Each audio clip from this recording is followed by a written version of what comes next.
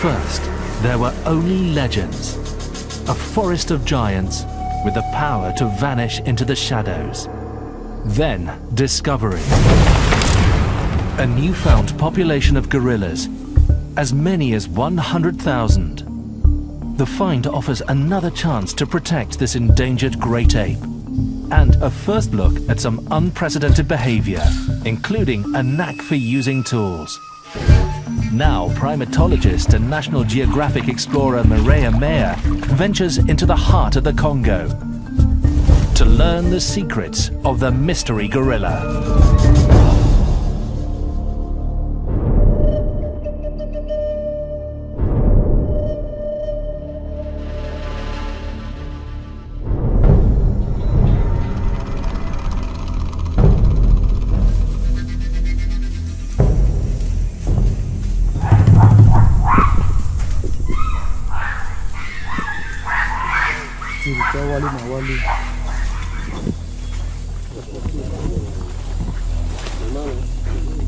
A research team is in pursuit of one of the least known great apes on Earth.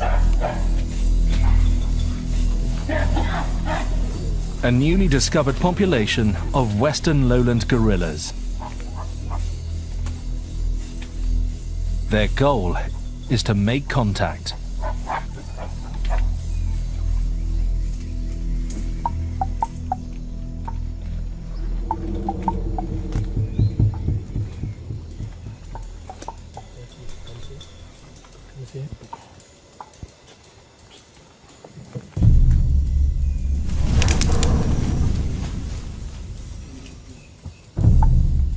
The team calls out to identify itself. The gorillas have learned to fear hunters, and that fear can spark aggression.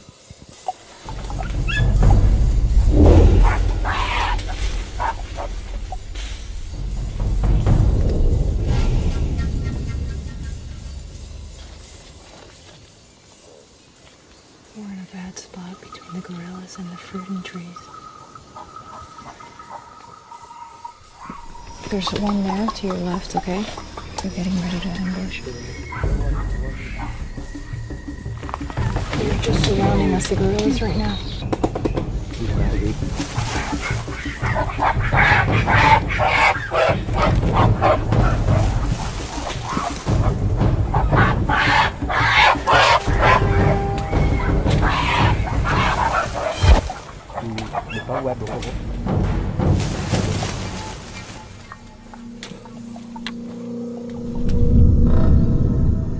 In seconds, the gorillas vanish, absorbed into the wall of green. It's a scenario that repeats itself with maddening frequency. You can see how many gorillas could live in this region and remain unseen because of this dense vegetation. To get a chance to observe them, Mireia joins researchers from the Wildlife Conservation Society. I want to know the secrets of their survival and how their society works. If anyone can get close to gorillas, it's this team. So we know we're close. Yeah, we're close. Their quest takes place on a small parcel of land on the border of the Republic of the Congo and the Central African Republic. It is a place called Mondika. The research teams here have been so successful in their work that one male gorilla and his family have grown to accept human observers. If they can find them, it's Mireia's chance to come face to face with the gorillas of Mondika. How big is the range here? It's about 15 square kilometers, and in the range, the same range, we can find about 10 different groups of gorillas. Patrice may know the gorillas here better than anyone, Do you find within that range? but even he won't venture into the forest without the help of the locals. Bayaka men, once known to the outside world as pygmies.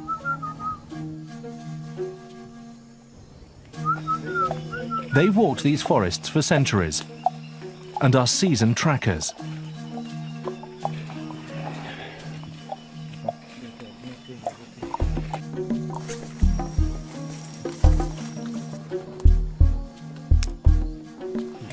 Suddenly, there's a rustle from above. Patrice, what's happening?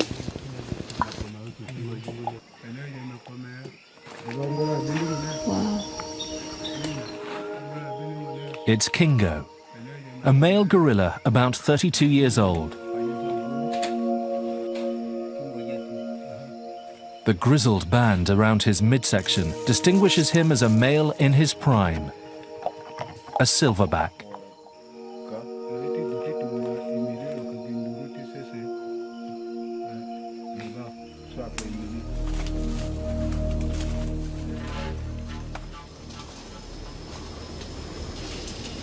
Kingo's coming down. Where Kingo wants to go, he goes and we get out of the way. 160 kilograms of muscle makes an impressive entrance.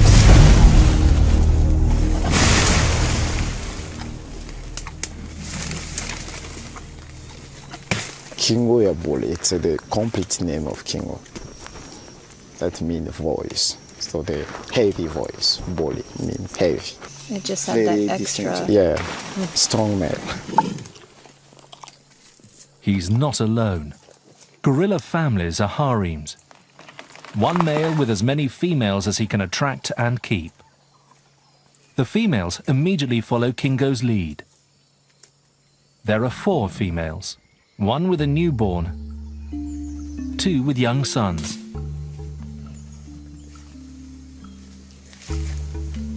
And a childless female who joined the group last year. Kingo coming? The most conspicuous members of the group are the 2 young sons. You see, Kusu is coming down. So, Candy follow, trying to provoke Kusu. They want to play.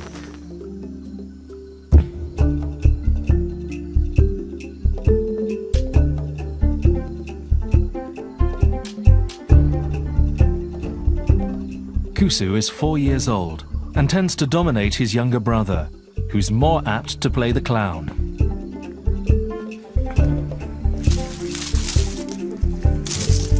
Only a few western lowland gorillas have ever let humans get this close.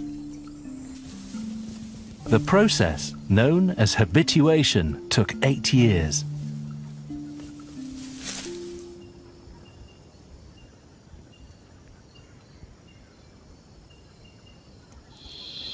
Researchers used to think that habituating western lowland gorillas was just impossible. The vegetation was too dense. They'd been hunted for centuries, so they would just run at the sight of a human.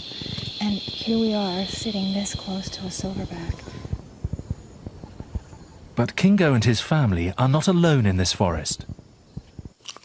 The Wildlife Conservation Society has discovered that gorillas are living here in unexpected numbers. But determining just how many elusive creatures are here wasn't easy.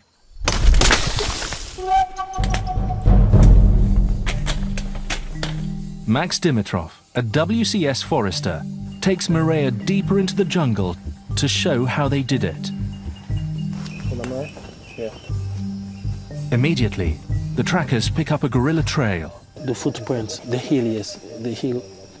And you see, if it was going back, so this would be backwards, yes. But you can tell they're going that way because your heel would be right there. Yes. And they're able to spot that immediately. That's really amazing. Yeah.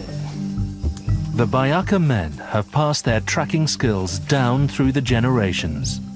Now, this talent is a critical factor in gorilla conservation. How does he know that they went that way? Because of the leaves facing down? So yes, sometimes they can see the prints. But right now, how does he, just the leaves moving in that direction? Do you see anything there? Here I can see nothing. I'm glad to hear that, Max, because I don't see anything there but just dirt and leaves. Same as, sometimes I can see, but this time it's... That's the magic. Yes. The trail leads them directly to what they were looking for.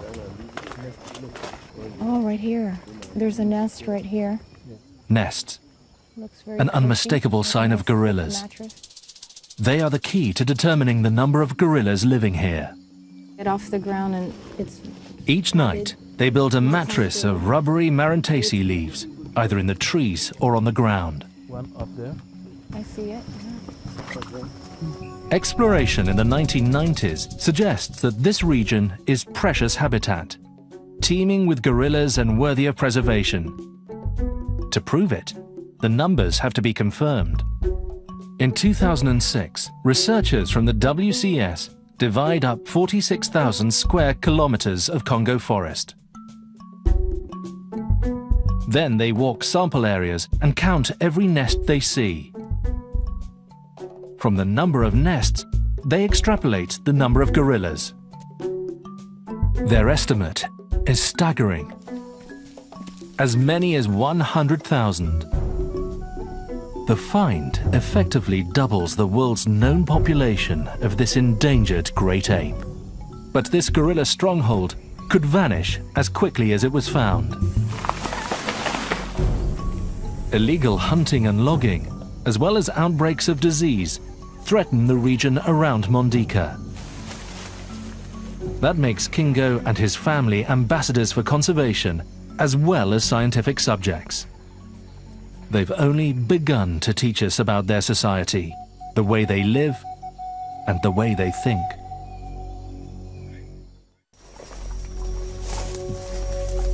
Primatologist Maria Meyer and a Wildlife Conservation Society researcher, Patrice Mongo, catch up with Kingo and his family.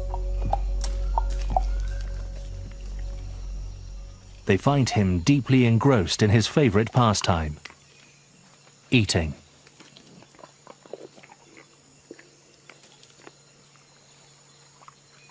Food is one factor that differentiates western lowlands from other gorilla species. Unlike the mountain gorillas, which we know so much more about, that just sit in this giant salad bowl of a forest eating leaves all day, the western lowland gorillas depend much more on fruit. And this is a great time of year, and fruits are literally dropping out of the trees, and these guys are just feasting on their favorite goodies here. Here's some of that fruit I was mentioning. Kingo and his clan enjoy a lot of variety in their diet, over 70 kinds of fruit, plus roots and leaves. But they're not pure vegetarians, eagerly munching on termites.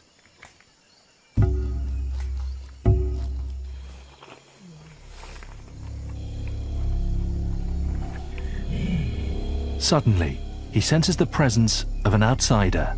Patrice, what's happening?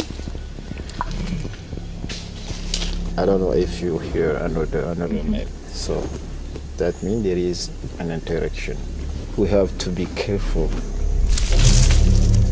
So he heard another male silverback in the distance. Yeah, he became vigilant. And he just got tensed up.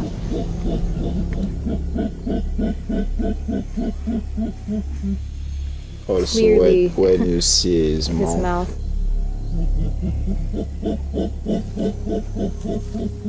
Very tense silverback right now. Yeah.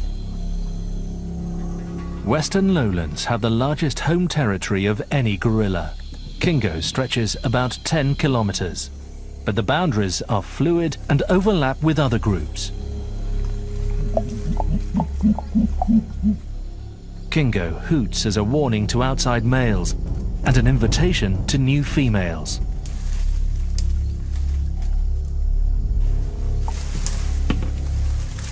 With what seems like confidence, he moves toward the unseen male. What I'm seeing now, it seems like he wasn't afraid of this man.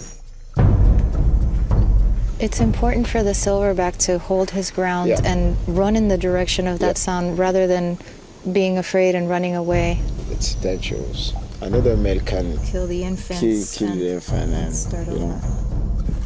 It's a standoff, not only between Kingo and the unseen male, but also between Kingo and his own females. Running into another silverback could put their young ones in danger, and they want no part of it.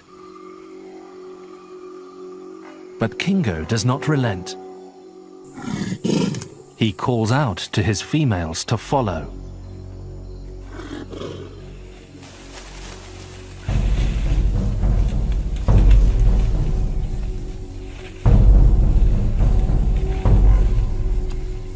They need him for protection, so they give in.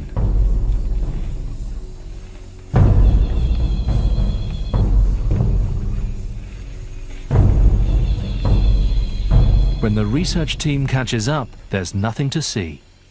If Kingo confronted the other male, it happened too deep in the forest. But now he seems edgy and ready for a conflict. Clearly the silverback is the dominant member of the group.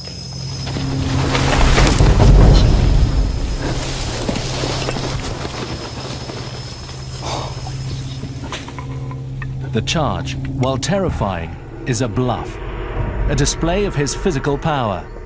But it sends a clear message. Clearly, the aggressive, dominant male is the leader of the group, and where he wants to go, he goes, and I will clear his way. You know, Kingo is being extremely tolerant, but if he wanted to, he could rip my head off. Any one of us. Strong, strong animal.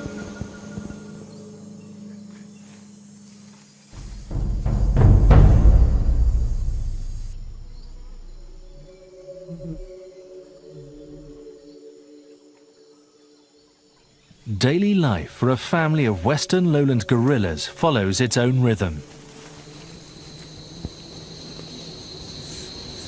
The activity pattern of a gorilla is quite sporadic. They spend most of the day feeding, a large part of the day resting, and then the rest of the time traveling.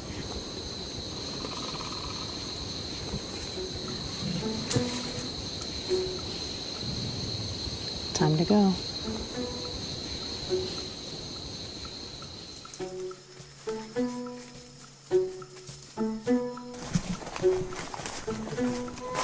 They travel an average of 2.5 kilometers a day in 2 or 3 short bursts.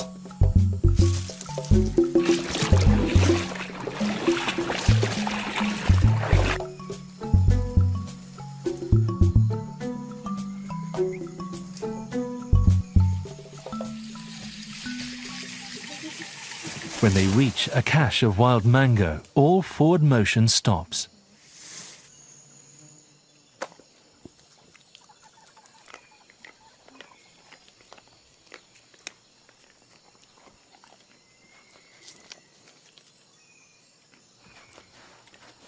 After the food comes the snooze.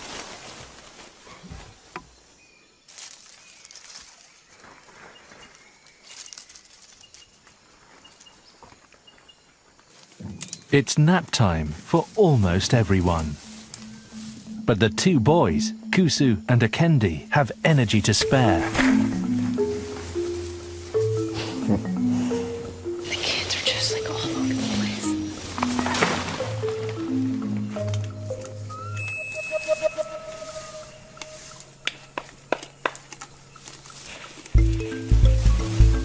Akendi's sort of in the in-between baby to juvenile stage. He doesn't quite know the ropes just yet.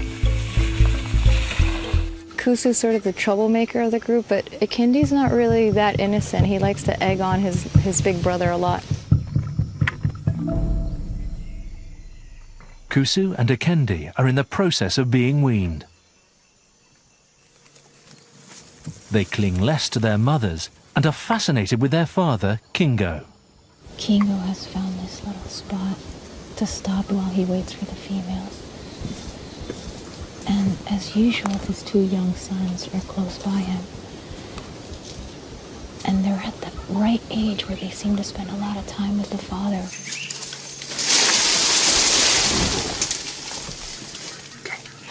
They still haven't got quite the hang of it yet.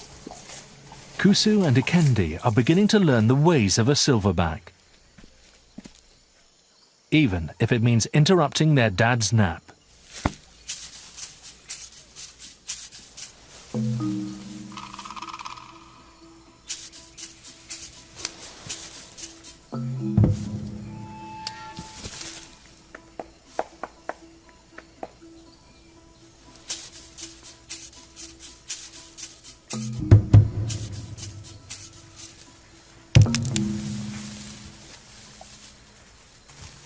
They mimic their father's tree-shaking displays in their own exuberant way.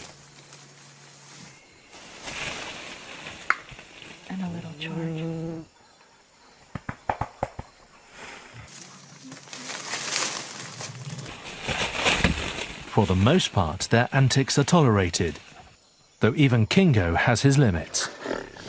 We're so lucky that Kingo is trusting us to get this close, just a few feet away from his two young sons.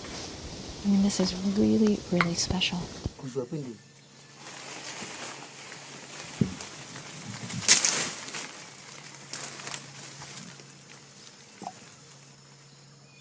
The females seem intent on keeping on the move.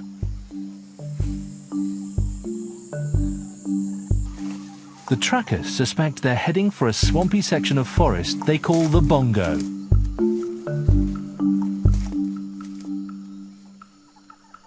Kingo has another direction in mind.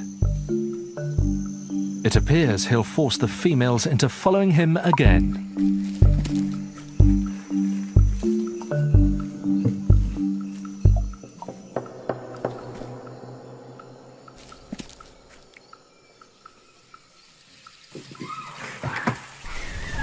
Suddenly, one of them lets out a distress call, and Kingo rushes in to protect his family.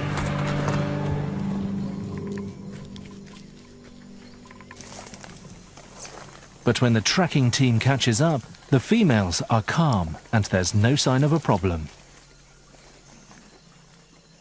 Apparently nothing at all is wrong. The females seem to have found a way to get the big silverback to follow them.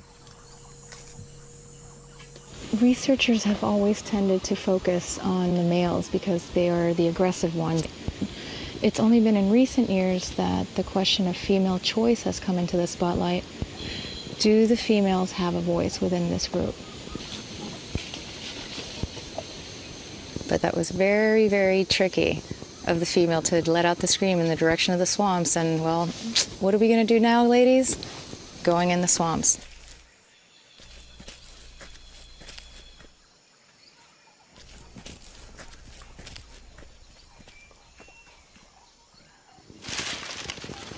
And wherever they lead, Mireia and the Wildlife Conservation Society team must keep up.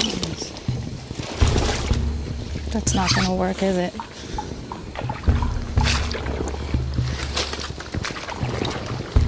That's not a good step. That's not a good step. Yeah, we're in the swamps.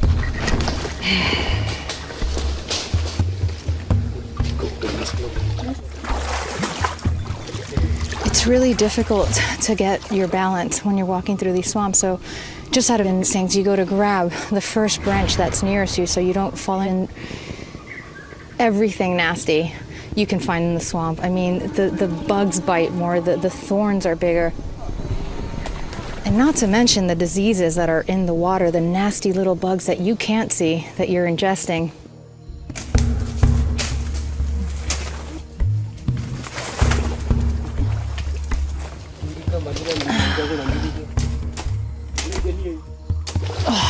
I have about 1,000 of these little biting red ants in my hair.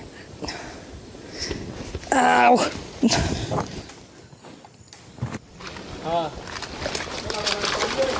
Oh, nice.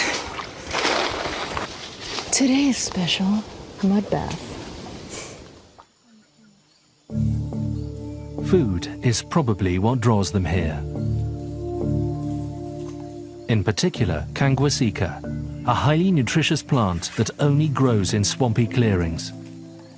This resource may be more important to the females than to Kingo. As the dominant leader, he eats first even when food is scarce. The females don't always get enough, so coming to the swamp may help guarantee a square meal for them and their young.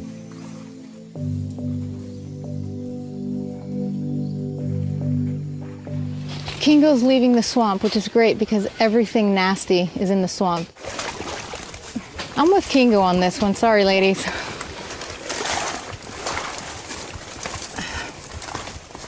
But getting out of the mud doesn't mean they're out of danger.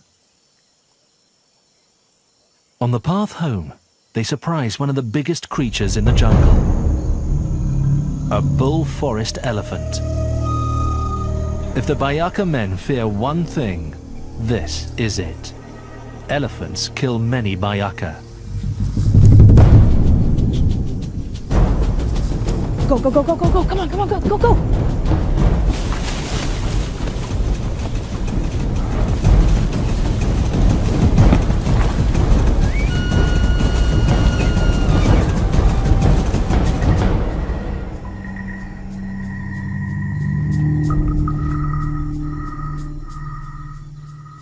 They run extremely fast, and they can get around these trees much better than we can.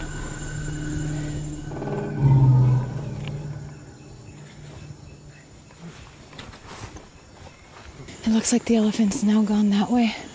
Luckily, camp is that way.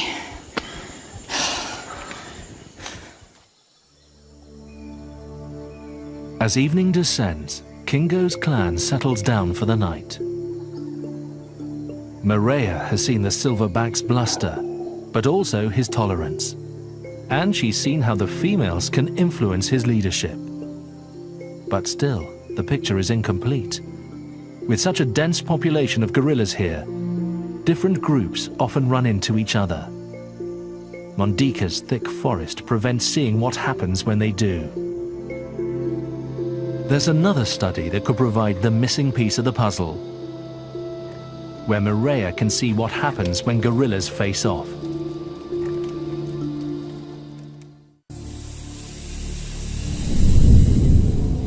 At first glance, the Congo Basin appears as an unbroken expanse of green.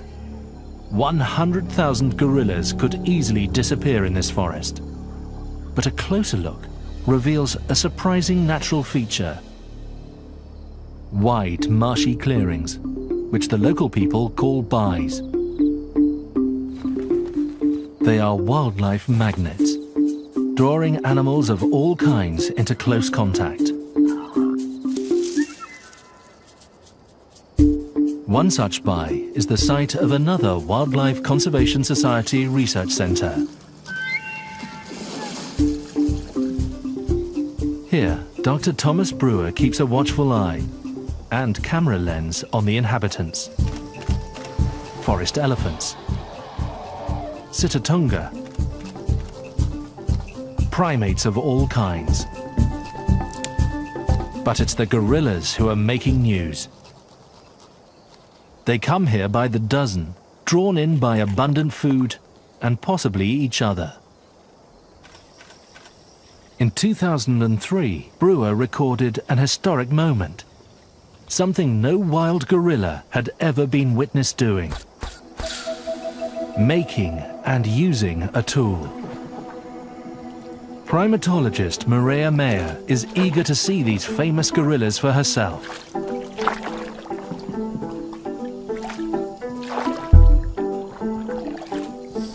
Bay is the longest-term study of western lowland gorillas, and it's the perfect setting to observe their lives day to day, their interactions with other groups that you're not able to see in the forest. And together, it makes up the entire picture of this very mysterious gorilla.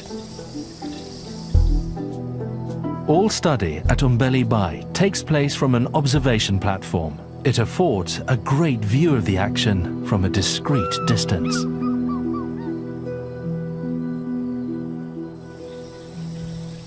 This place is so beautiful. Yeah, I'm glad you like it, yeah. It's so pristine here. How many gorilla groups do you get here normally?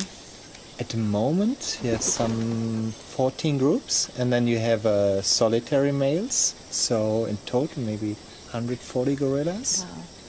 And you can recognize all of the gorillas that come in here. Takes a while, but after 3 months, I mean, they become faces. I mean, they're like you and me. They're so distinctive.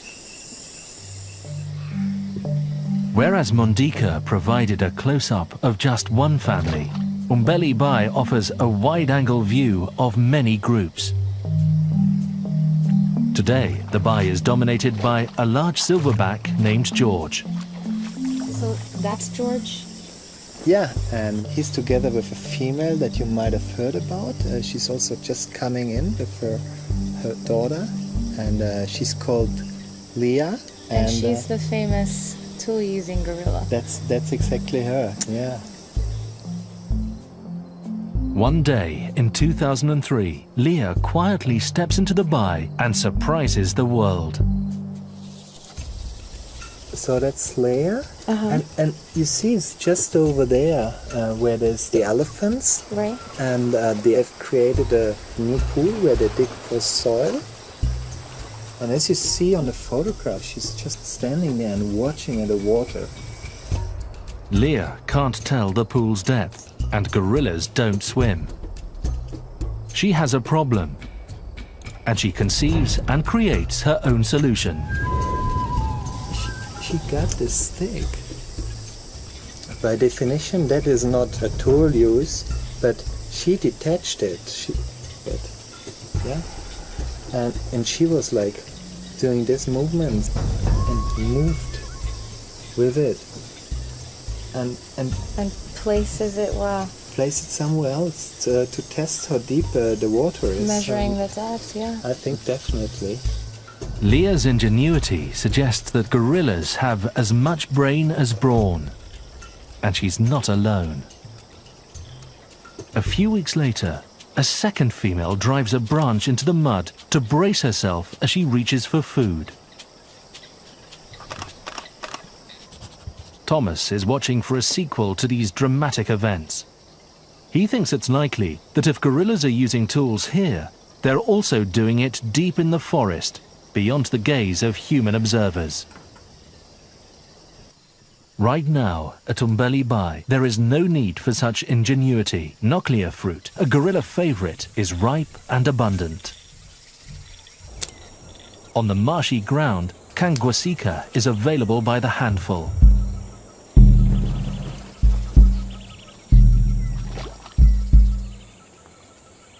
At Umbeli, females can size up available males, and males can size up the competition. At the moment, Leah's mate George is sharing the spotlight with a rival, an equally large male named Bayleaf.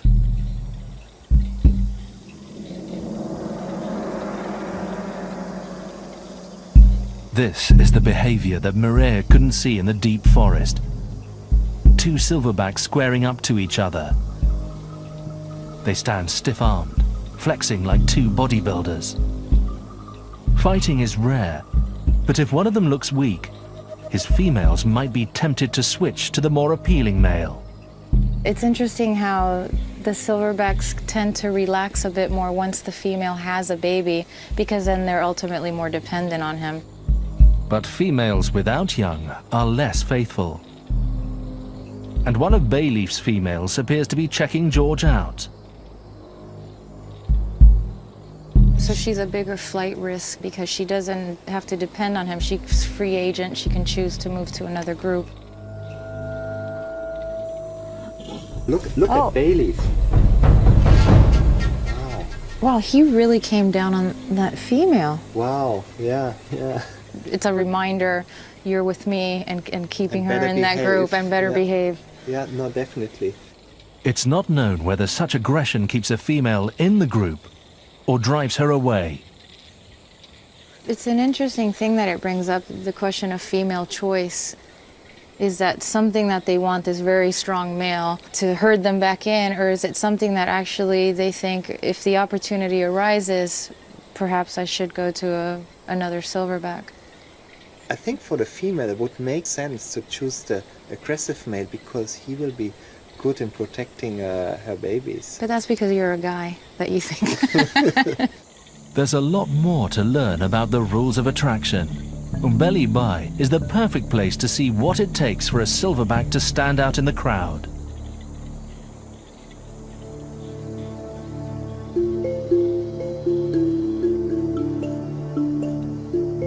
The mysteries of western lowland gorillas don't reveal themselves overnight, but over generations.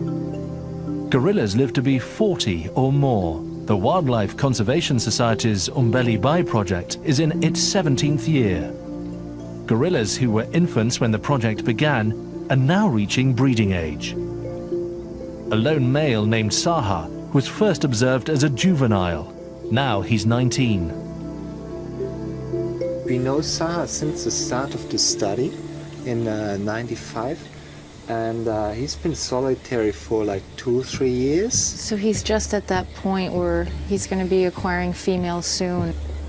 I think he needs some time more to fully develop. He's kind of well built, but there's something extra missing. And whether he will get the females or not, then we will see. But some don't even get females at all. Saha serves as a perfect case study for uncovering what makes one gorilla more attractive than another. Bayleaf, the big silverback, arrives in the Bai. In every sense, Saha appears outclassed. I mean, you see his crest is kind of flat and still growing. Dr. Brewer believes that the critical factor in courting is the crest.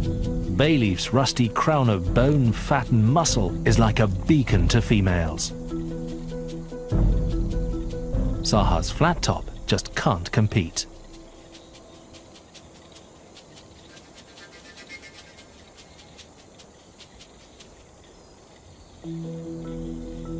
Is he getting worried that his group is now coming in? I mean, Well, Saha? I would be worried. Yeah, that's a big Bayleaf silverback. is one of the biggest. Bested by the larger male, he withdraws from center stage. But his troubles are not over. There are in total 9 males. So it's a bachelor group. Yeah. A group of rowdy young teenagers enters from the south. See how they are walking with this stiff limb posture? Yes. They're going to be tough guys now, are they? Yeah. Saha won't be intimidated.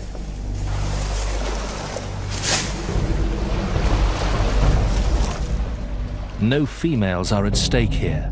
This is about showing who's tougher. Oh, that's not fair. He's so outnumbered. Well, but he's bigger.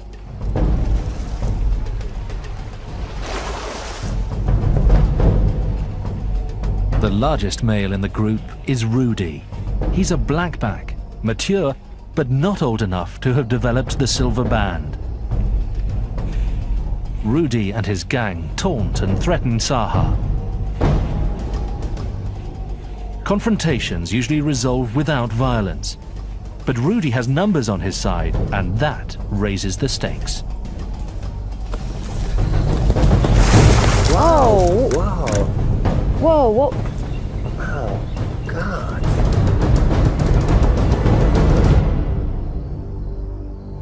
In the skirmish, Saha lands a bite on Rudy's shoulder.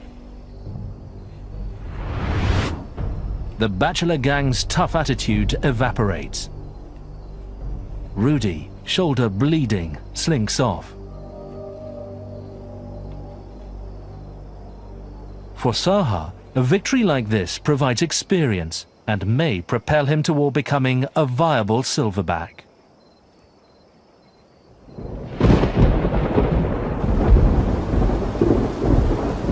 An afternoon shower diffuses the tension.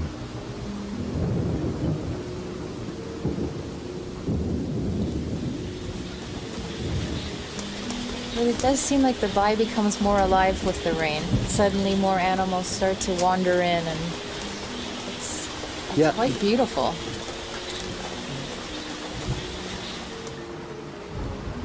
Gorillas seem to enjoy the rain. It cools the air and drives insects away. They can spend hours in the rain. I've seen like a visit 8 hours. Wow. They're feeding a lot. Seasons in the Congo rainforest have less to do with weather and more to do with changing food supply. The Noclia fruit that drew gorillas to the Bai is almost gone. When food gets short, tempers flare.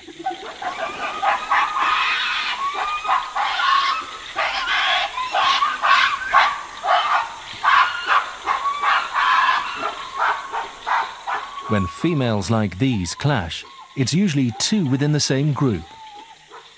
And the trigger is often food. Scientists are still uncertain whether the females follow a pecking order within the group. Now, in your experience, is one of those females more dominant than the other? I think from the work we've been doing here, it's really difficult to make a clear conclusion. It seems like that's just one of the other mysteries surrounding these gorillas is we don't know whether there's a clear dominance hierarchy in the females. Yeah. They know competition between different groups exists. What they don't know is how much goes on within a group.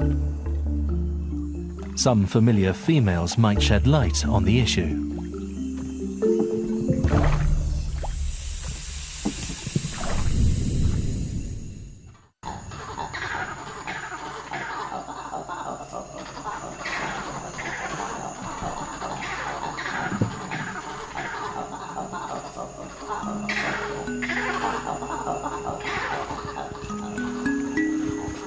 Maria returns to Mondika, hoping to gain insight on the role female Western lowland gorillas play in their groups.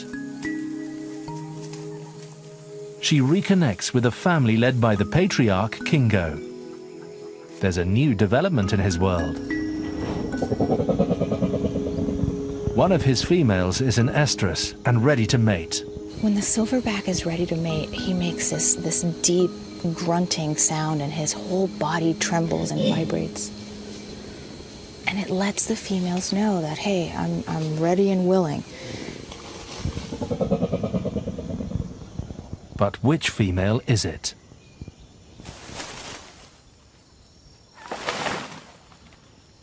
Emily just initiated this mating. It wasn't Kingo. Please. In this case, it's the young newcomer named Emily. And she presents herself face to face. Observing this type of mating is extremely rare. It was never seen in Mondika until Emily introduced it.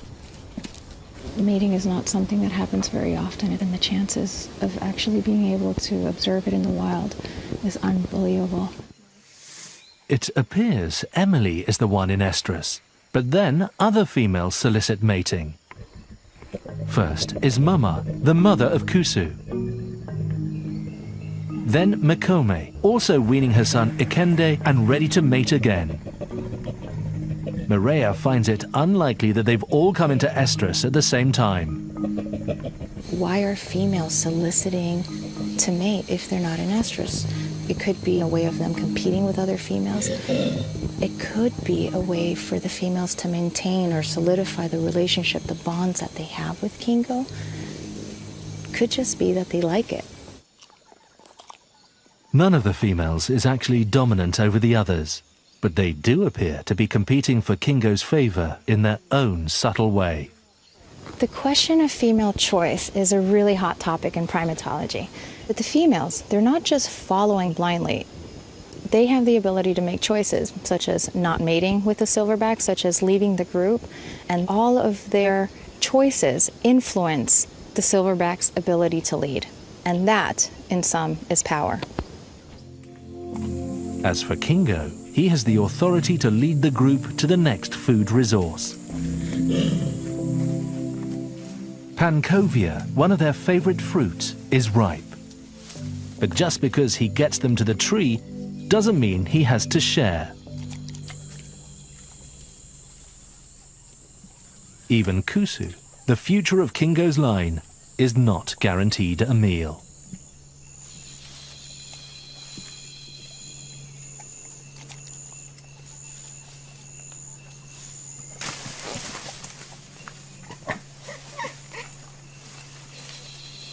It's another difficult lesson in the social hierarchy.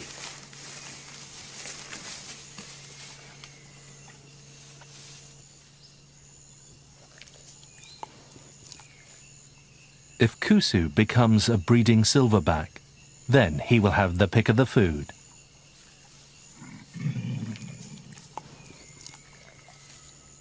But that privilege is some 14 years away.